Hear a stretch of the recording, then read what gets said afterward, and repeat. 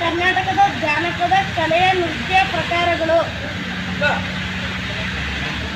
ನನ್ನ ಹೆಸರು ಕರಗ. ನಾನು ಬೆಂಗಳೂರು ಜಿಲ್ಲೆಯ ಪ್ರಸಿದ್ಧ ನೃತ್ಯ ಪ್ರಕಾರವಾಗಿದ್ದೇನೆ. ನನ್ನನ್ನು ಪ್ರತಿ ವರ್ಷ ಕರ್ನಾಟಕ ಸರ್ಕಾರ ಆಚರಣೆ ಮಾಡುತ್ತದೆ.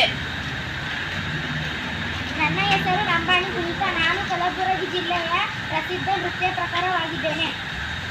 ನನ್ನ ಹೆಸರು ವೀರಗಾಸೆ.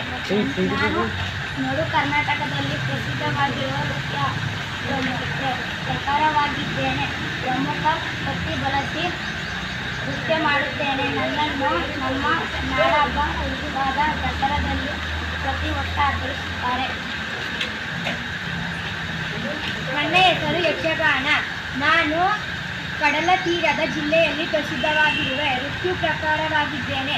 ನನ್ನಲ್ಲಿ ಬಡಗು ತಿಟ್ಟು ಮತ್ತು ತೆಂಗುತಿಟ್ಟು ಎಂಬ 2 ಪ್ರಕಾರಗಳಿವೆ.